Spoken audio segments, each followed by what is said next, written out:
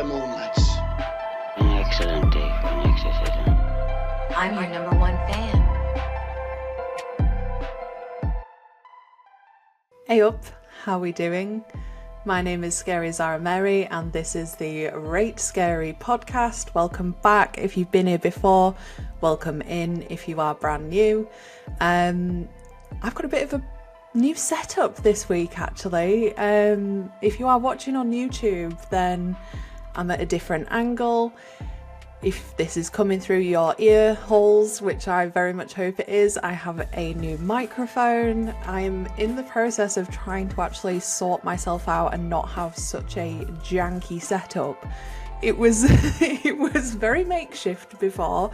I had quite a decent microphone, but it was stacked on top of DVDs. And I use my phone as my camera because it's the highest quality camera that I have, so I'm still using that. Hello. But it was always on an angle, whereas now I can look right at you, you can look right at me, and hopefully that makes this whole experience a little bit better if you're watching on YouTube. And if you are listening, then I really hope I am coming through loud and clear. Otherwise, I'm about to go through a whole episode and it'll be very embarrassing at the end when I realise you can't hear anything. But enough of that rambling. Like I said, welcome back. This is another part in my Gothic Horror series. I am back on my own this week after doing what I felt was a fantastic episode last week with my buddy Sam, where we talked all things Nosferatu. And since we did that episode, we've both been back and seen Nosferatu a second time, and I can confirm we both still love it. So if you haven't seen that episode, if you haven't listened to that episode, please do go back, give it a listen and a watch. We had an absolute blast doing that episode. He's going to be coming back to do Bram Stoker's Dracula because it is one of his all-time favourite films. It's one of mine as well, to be honest, and it fits perfectly in Gothic Horror, so keep an eye out for that over the coming weeks. But for this week's episode, I am going to delve into a film on my own, and that film is The Woman in Black. Now, if you follow me on any of my socials, then you will have probably, after The Exorcist, this is probably the film that you will see and hear me talking about the most because I absolutely love it. And we're going to get into it, but I thought as a kick-off in these podcast episodes, because I have a tendency to just jump straight in, I thought I'd cover off a little bit of horror news that we've seen over the past week, and also cover off any films that I might have watched over the past week that I think might be of interest. So in terms of horror news, there has been a few things going on over the past week. The biggest one, I feel, being that Damien Leone has confirmed that Terrifier 4 is happening, which we knew, but it is coming out in 2026. And given we're now in 2025, that's not that far away. So I was expecting a 2027 release, if I'm honest, considering Terrifier 3 launched at the back end of 2024. So that's very exciting news. I'm probably going to do a little video on what this actually means, like what can we expect to see. There's lots of rumours going around, you know, where is the franchise going to go? What's the next chapter in this story? Are we going to see Art the Clown in space, in hell, under the sea? Who knows? But we can dig into that, probably not on an episode, but I'll post it as a YouTube video, and we can have a little chat around what is going to happen in this crazy franchise. Is the fourth episode going to be the final installment? Is there going to be a fifth film? Who knows at this stage, but I thought that was exciting that it's coming out in 2026, not that long away. The next little tidbit of news that we have had is there is going to be an Anaconda remake. So the original came out in 1997. It had Jon Voight, it had Jennifer Lopez in it, it had Ice Cube in it, I think, if I remember correctly. It was not great, not terrible at all, but certainly not brilliant. It was more of a B-movie type horror. Wasn't intentionally funny, but did come across as funny.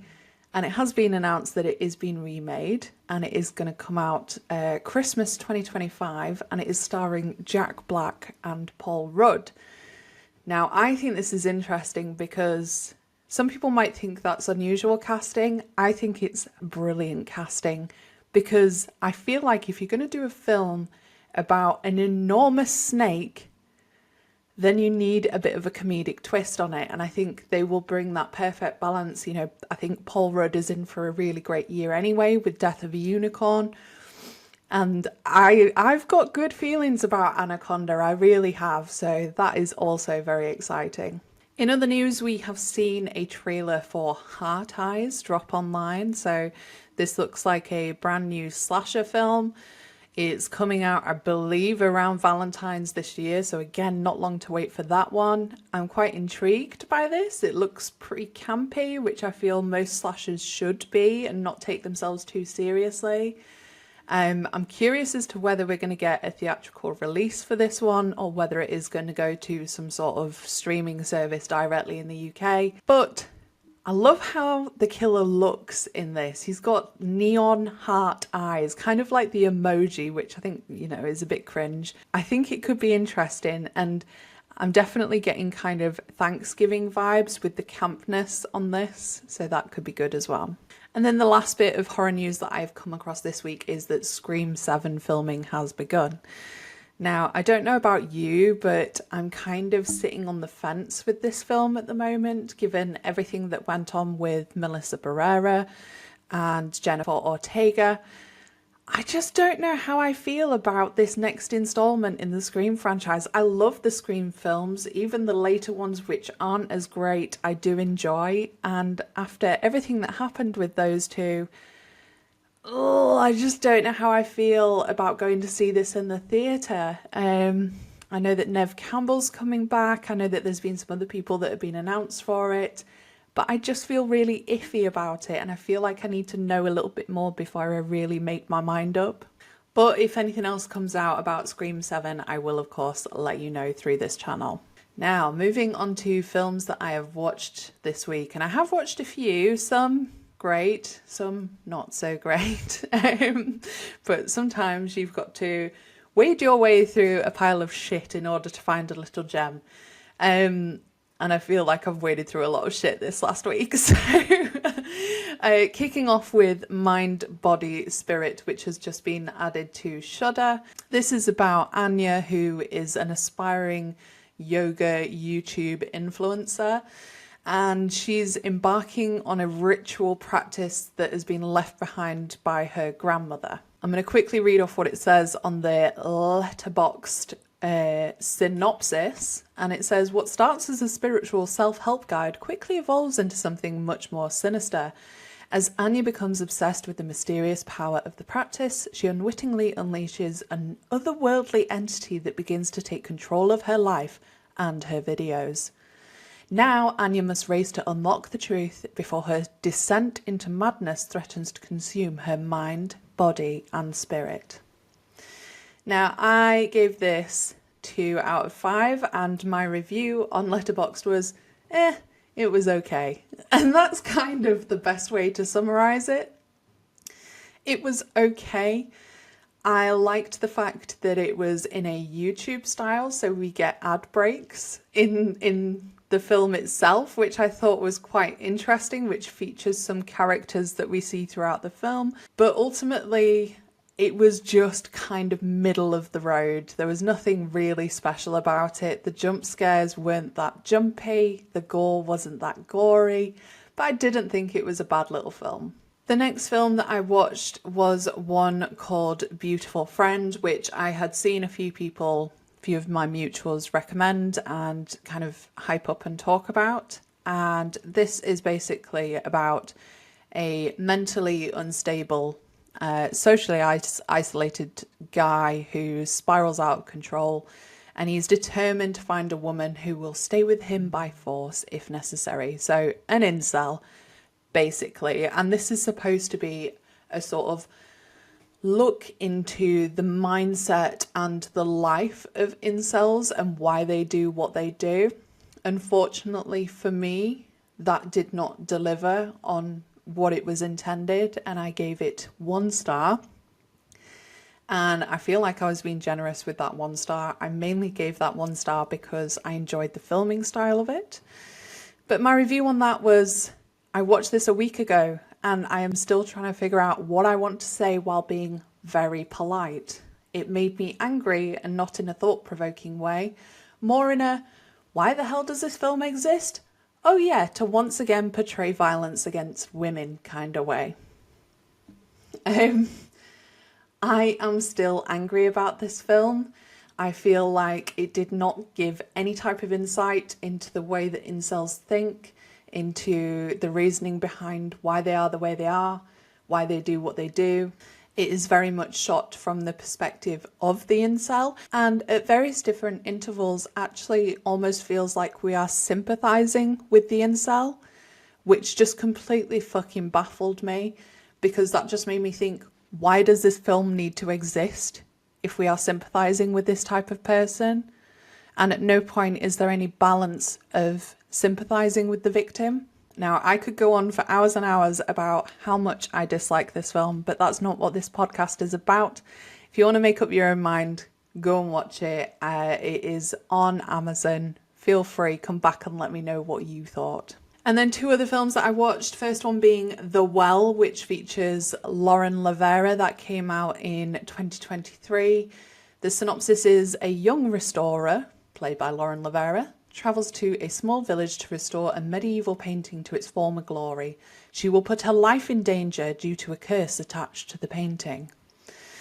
Now, this I felt like had some great nods to Italian horror, and it had some really great gore in there, but it really took me some effort to get through to the end. And unpopular opinion alert, but the more I watch Lauren Lavera in different films, the more she makes me cringe, and I'm convinced that actually she's not that great an actor.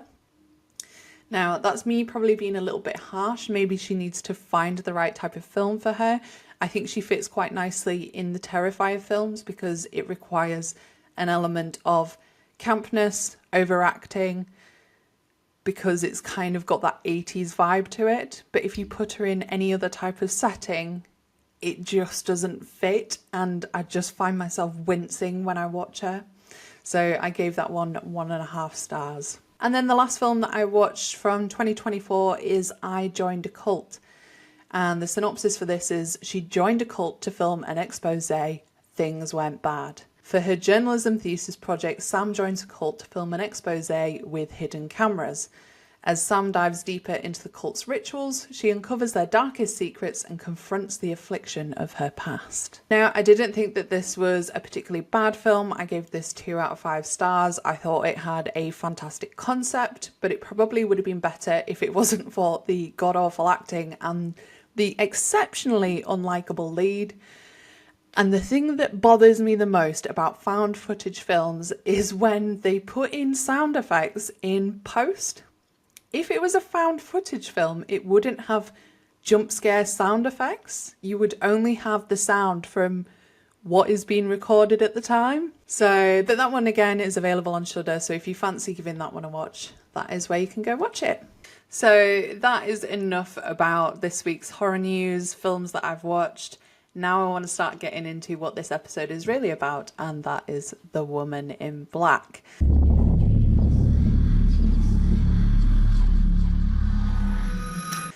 So like I said, this is part of my Gothic Horror series. I think this is a hugely, hugely underrated, often misunderstood film. It is one of my favourite films, books and theatre productions of all time. I'm going to predominantly talk about the film that stars Daniel Radcliffe from 2012, but I am going to touch on the book and theatre production as well as the TV film from 1989. I will say that if you don't know the story of The Woman in Black, I am going to be going into this in depth, so there are major spoilers ahead. Like, I'm not going to be able to not talk about those things just because I am so passionate about this story. So if you don't want to know any of that, save this for later. Come back once you've either read the book, you've watched the film, you've seen the stage production, any of those things. So I repeat, major spoilers ahead. Okay, so here we go. I'm going to talk about where this story comes from, first of all, and that is Susan Hill. Susan Hill is an author who was born in Scarborough, so she is a Yorkshire bird like myself, and she creates novels that are written very much in a descriptive Gothic style. She's definitely expressed previously that she has a real interest in the traditional ghost story, and she very heavily relies on suspense and atmosphere to create impact. She actually wrote another ghost story called Mist in the Mirror, and she wrote the screenplay for the second Woman in Black film, which we are not going to talk about because, my God, is that terrible. And I only want to be positive about this story on this podcast. I also mentioned in my very first Gothic Horror episode, where I went through a bit of a history of Gothic Horror, that Alfred Hitchcock had a film called Rebecca, and it's a brilliant Gothic story. And it's a film that has been adapted from Daphne du Maurier's book of the same title, which Susan Hill wrote a sequel to in 1993. So she's a fan of the Gothic horror genre. And she has been busy. She wrote 32 novels, 6 short story collections, 10 non-fiction books, 5 plays, and 13 children's stories. And The Woman in Black falls into that. And in 2020, she actually received her DBE, so Dame Commander of the Order of the British Empire, making her Dame Susan Hill for her services to literature. And I feel like she should have gotten that just for The Woman in Black alone, personally. So if we talk about the actual story of The Woman in Black, in case you're not familiar, it is essentially a ghost story, very traditional ghost story. It's set somewhere in the Edwardian era. It was published in 1983 though. So in my head, that's not that long ago, but to anyone else, it's over 40 years ago. The story is about and from the perspective of Arthur Kipps, and he recalls 30 years ago travelling from London as a young solicitor to a village in the northeast of England called Crythin Gifford. And he has been asked by his firm to attend the funeral of Alice Drablow, a widower, and then tend to her paperwork. And while at her funeral, Kip sees a woman, first of all at the back of the church, but then in the graveyard afterwards, dressed all in black. Not too old, but also not too young, but he describes her as looking like she has skin stretched across the bones in her face. And he assumes that it must be some sort of distant relative or a friend of Miss Drablow.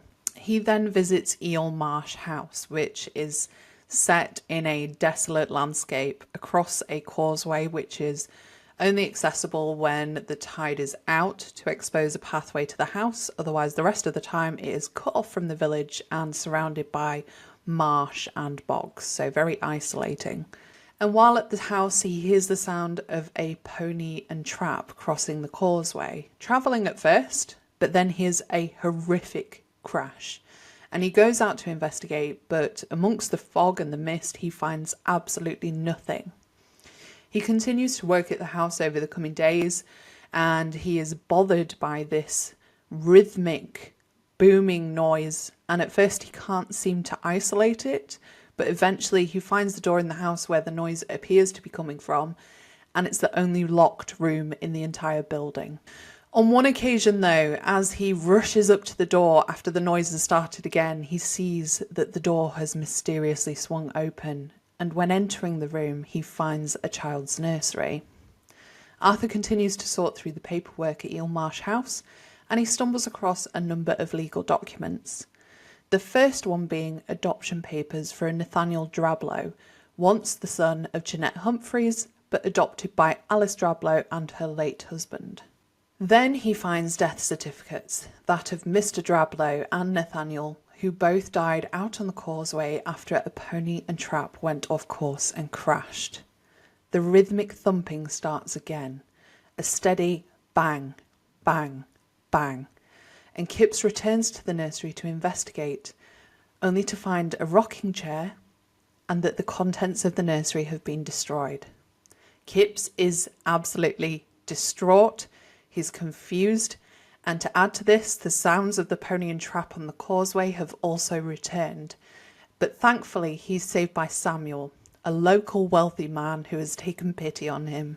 In conversation with Samuel, Kipps reveals that he has seen a woman in black a number of times during his time at Eel Marsh House, as well as telling him about the strange noises and the destroyed nursery.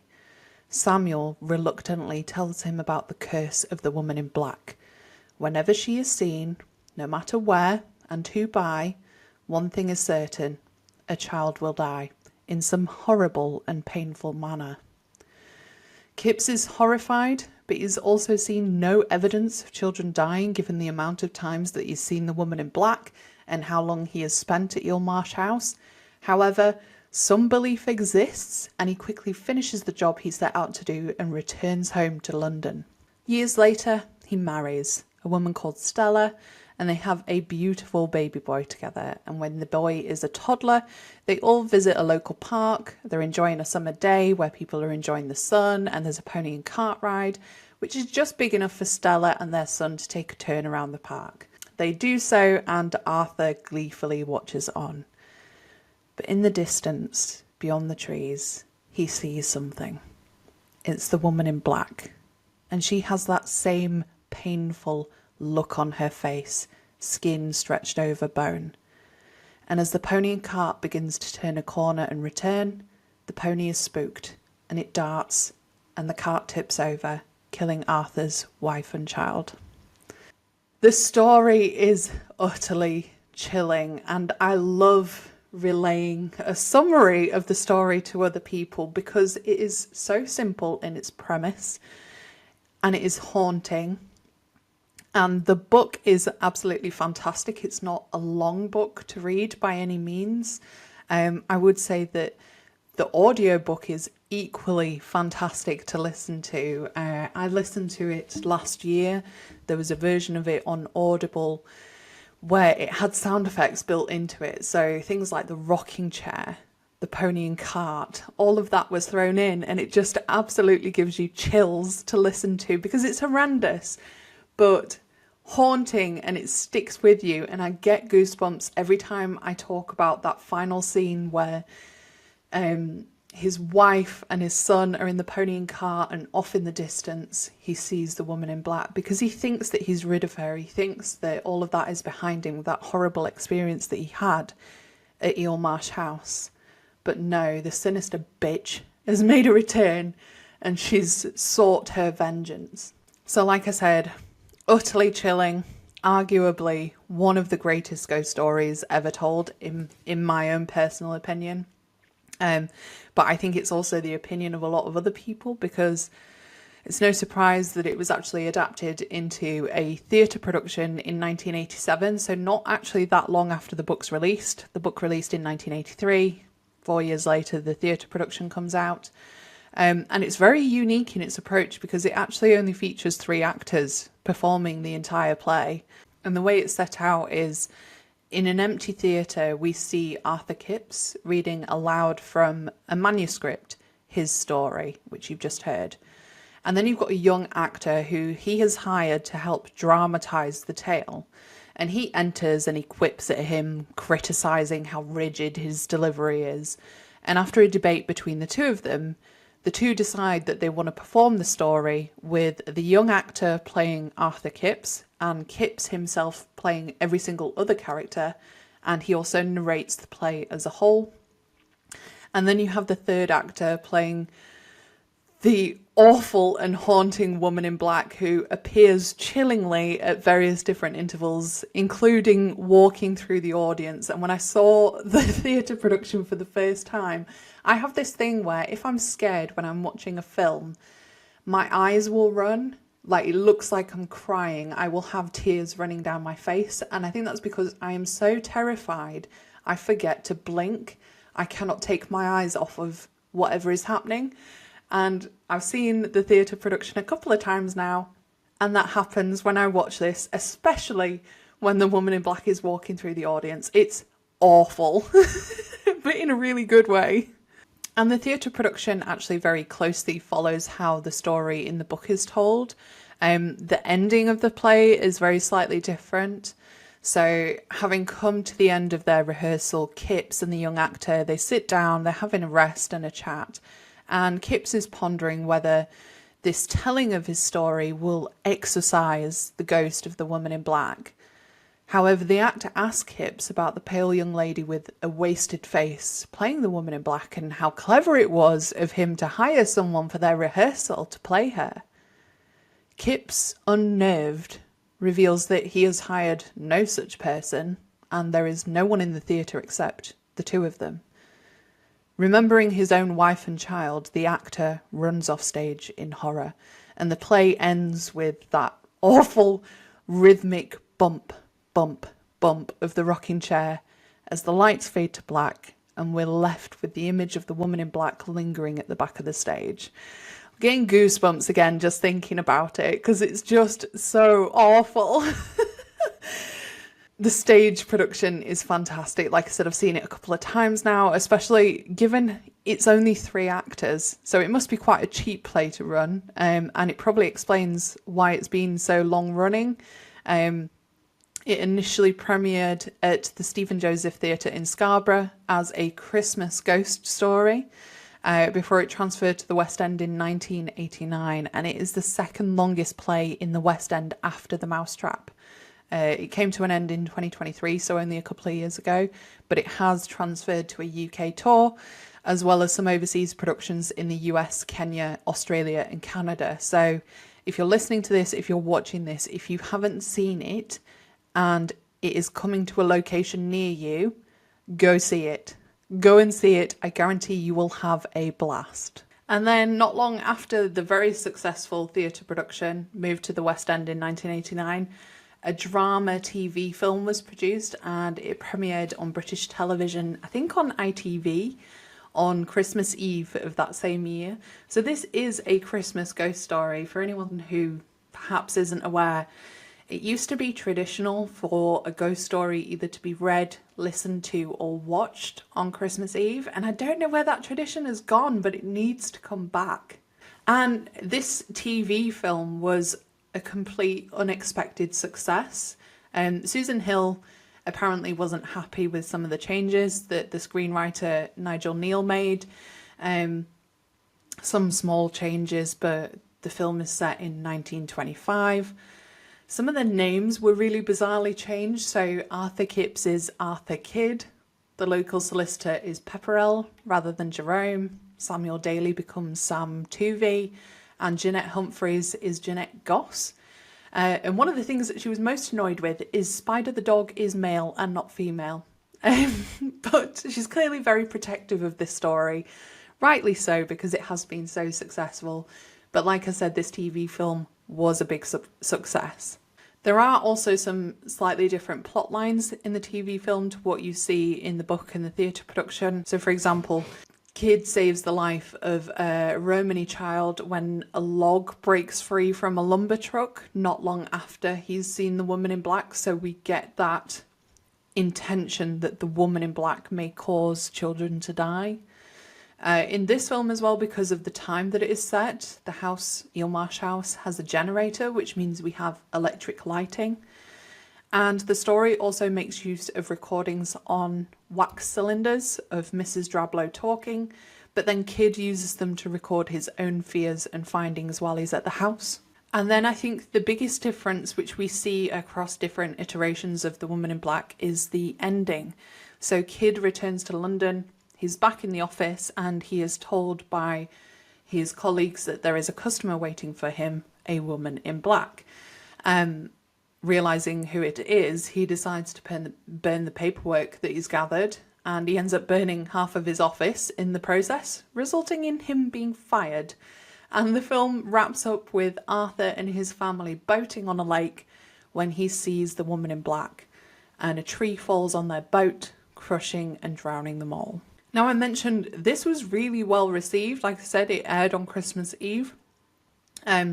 But it was only aired one other time other than its initial airing, and that was a few years later, so Christmas Eve in 1989, and then at the second time at Christmas in 94. And that's due to a distribution disagreement which prevented it being re-shown on TV after 94 or re-released on home media, which was then further complicated by the release of the 2012 film. But finally in 2020, The rights were secured to re-release it on physical media.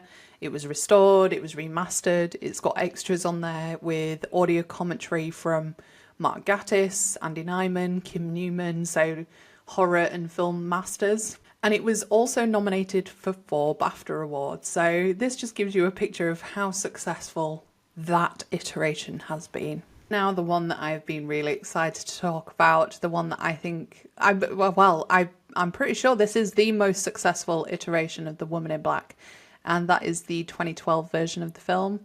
I'm going to dive in first of all, like I've done with the theatre production and with the TV film, with how it differs slightly, and then we'll get into some of the detail of the film. So this version stays mostly true to the book, but with some key differences, still making it a fantastic adaptation. In this version, we get a cold open with 3 girls playing in their nursery when they suddenly notice something in their room with them, and in trance they hold hands and jump to their deaths from the window. Years later, after that event, we come to meet Arthur, and he is a single parent to young Joseph after his wife Stella has died during childbirth, and he is a solicitor. And I think a key difference in this film, similar to the opening, is that we see and are made aware of more deaths of children. This is made obvious very upfront. We have a child, Victoria, who has ingested lye, which is fatal if swallowed. And we also have the daughter of the local solicitor, Jerome, who dies in a fire when she's trapped in a basement. And it's actually revealed to Kipps partway through this story that for anyone who's seen The Woman in Black, no matter how long, one thing is certain, a child will die. And Arthur realises that his son and Nanny are en route to meet him in Crith and Gifford, which puts Joseph at great risk. So in an attempt to lift this curse in some way, shape or form, Arthur and Samuel find Jeanette's son's body in the marsh, and they place it in the nursery of Eel Marsh House to try and reunite Jeanette and Nathaniel. They then bury the body with Jeanette's, hoping they are now at peace now that they're together. And assuming that she has been pacified, Arthur meets his son and Nanny at the train station, telling them, "We're going straight home, let's get out of here." But he sees the woman in black, and she is luring Joseph onto the train tracks. So in an attempt to save him, unfortunately unsuccessfully, he jumps onto the tracks and the train kills them both. So no matter which iteration of The Woman in Black you see or hear or read, we have a different ending, but one thing's true: The Woman in Black is a vengeful, vengeful bitch.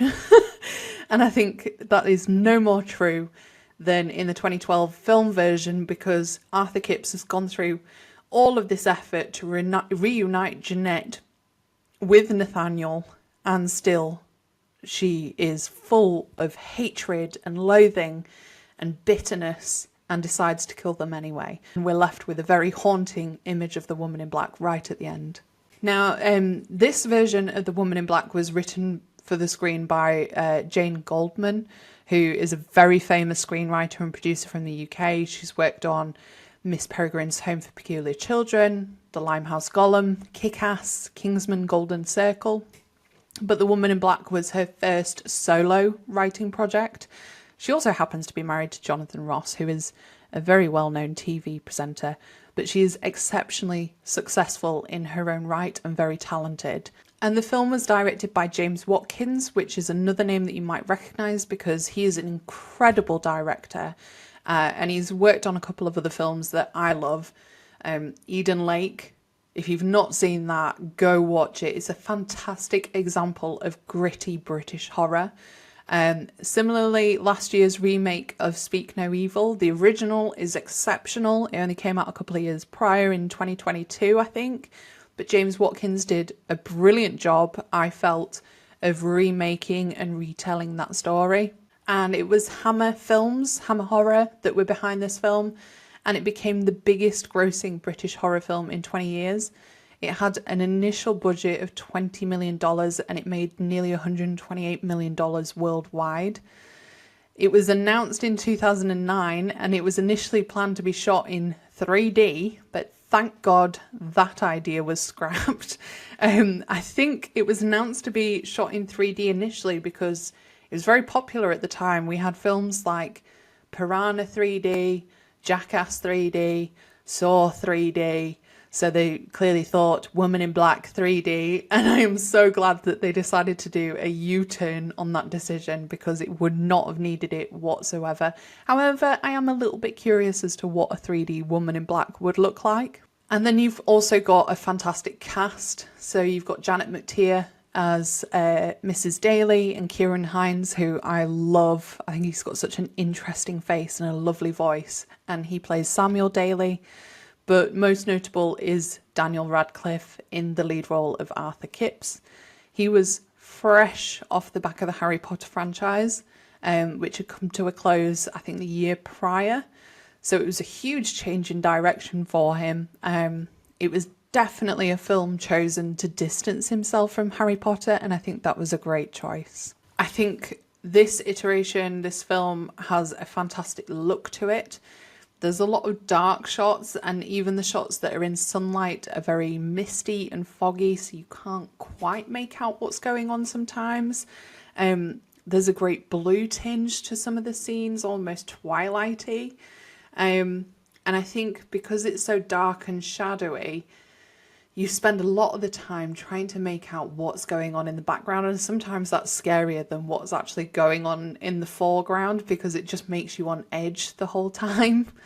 There's a great use of pathetic fallacy, so the use of weather to represent the mood and tone of some scenes. Things like torrential rain, smog, fog, mist. I just think it's perfectly executed in that sense. It really makes the village of Crythin Gifford, which is already remote and isolated, feel even more so. And we know that Arthur feels out of place immediately and is feeling unwelcome, but then that feeling is intensified when he visits Eel Marsh House. It's a building that is set out entirely on its own. Like I mentioned, it's across a causeway. You can only access it when the tide is out. And this house is very grand, very haunting, very foreboding in its demeanour, perfect for Gothic horror. And then even the interior of the house is eerie. It's dark, it's moody, it's unforgiving, it's perfectly lit. So lots of use of candlelight and gas lights, creating plenty of shadows, like I said, to keep you staring into these voids, wondering if something is going to appear.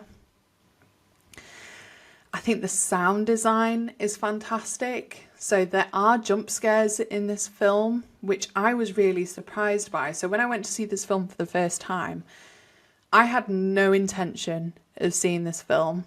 And we'll come on to this, but it's a 12A. And also I think the fact that Daniel Radcliffe was in it, I thought, there's no way that this is going to be a scary film. It's got Harry Potter in it. I'm just going to let this one slide. And my younger sister went to see it at the cinema and immediately came and said to me, "You've got to go and see this film. Come with me. I want to see it again. Go and watch this film." So she convinced me to go and watch this film with her. And I counted, after the first 3 jump scares, I then started counting how many times I jumped, because it was getting to me so much.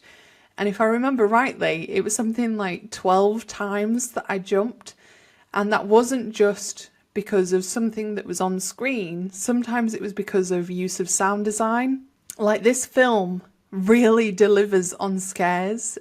James Watkins in all of his films creates an excellent sense of unease, and ghost stories often operate on what you can't see being the thing that scares you the most. But in this film, we have a really great balance. We have long, lingering moments of dread where the tension is being ramped up and your eyes are darting all over the screen, just waiting for something to appear, anything to appear. And that's contrasted with moments that really do make you jump, either with a glimpse of the woman in black, just her eye, or a noise, like I said, that just bolts you out of the silence. And I think some of my favourite moments that are in the film are where we can see the woman in black just lingering in the background. And you don't notice her at first because she is perfectly still and she will appear as just part of the landscape in the background. But then she'll move. she'll just walk away and it gives you chills because you're like, oh my God, she's been there this whole time. Arthur doesn't know that she's there. We might not have known that she was there immediately, but now we do, but he doesn't. Horrendous. Absolutely horrendous. And like I mentioned, you know, the 12A rating, that actually caused quite a bit of controversy. And I think Daniel Radcliffe's role in this film played a part in that controversy. So if you're not familiar with 12A, in the UK that means that someone under 12 can watch the film as long as it's with an adult. I think that rating came out in the early 2000s, so it had only been around maybe for 10 years by this point, which isn't a long time in the grand scheme of things. And I think because of Daniel being in the lead role and being fresh off the back of Harry Potter the year prior, lots of parents did actually take their children to see the film. And despite it being very, very clearly advertised as a ghost story, and the British Board of Film Classification, the BBFC, they received 134 complaints over the classification. And I think it was the most complained about film that year. People stating that it was too dark, too unsettling. The BBFC actually considered the film to be somewhere on the cusp of a 12A and a 15, where you need to be 15 years or older in the UK, because of the number of scenes of supernatural horror and threat that is suggested. But they considered that the theme and the story was pretty well known, given it was a best-selling book. It'd been on the West End for some time. It was also on the national school curriculum. And they felt that if it was rated a 15, then some might argue that it would prevent 12 to 14-year-olds who were reading about it at school from seeing an adaptation of a book they were learning about. And the BBFC also took into account that the period the story is setting does provide a degree of separation from reality, so it isn't a current story. And after taking some of the more scary scenes of the film, like child suicides and possessions and a hanging, they ruled that some reductions to these scenes would be required to achieve that 12A rating, and they removed 6 seconds of footage. And yet still, they received all of those complaints, which I think is quite hilarious. They've done case studies on this film, the BBFC, because it created so much controversy. They've appeared on various different programs and podcasts still over 10 years later talking about the rating of this film, which even just the rating has created an element of legacy with this film, which I think is fantastic. It was never intentional, but it's created chatter and conversation around this film, and I just hope that The Woman in Black continues to be talked about for some time, because I think it's absolutely brilliant. So that is a bit of a whistle-stops tour of The Woman in Black. Like I said, this is a very well-loved film by me. I will always, when I am stuck for something to watch, my hand will always hover over the DVD for The Woman in Black, and it's one of those films where I really have to take into consideration, am I in the right frame of mind to watch this?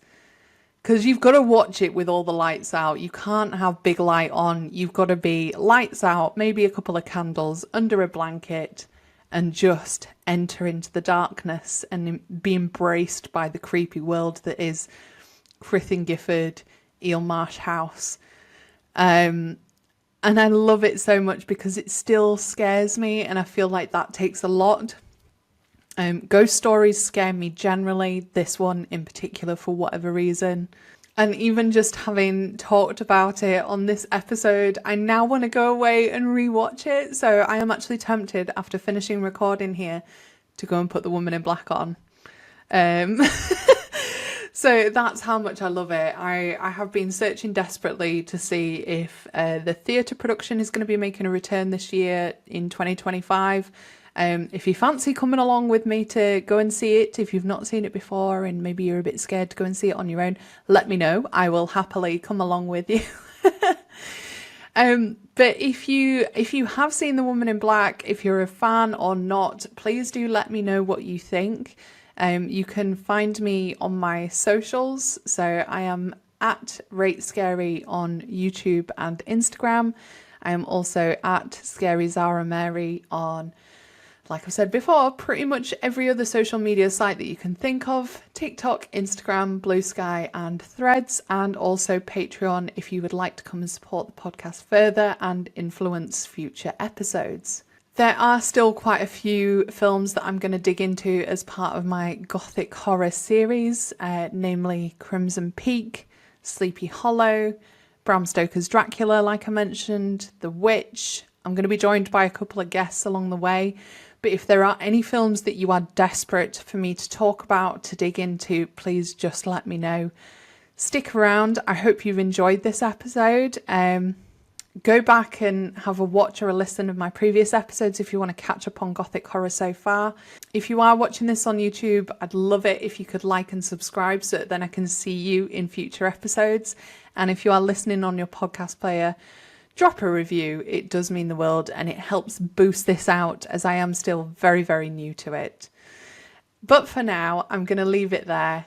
Thank you for sticking around while I waxed lyrical about one of my favourite films of all time, The Woman in Black. I hope she doesn't haunt you this evening. See thee with thee, sen. I'll see thee soon. They're coming to get you, Barbara. I guess everyone's entitled to one good scare, huh? I'll be right back. Game over. It's all for you! Beware the moonlights. An excellent day for an exorcism. I'm your number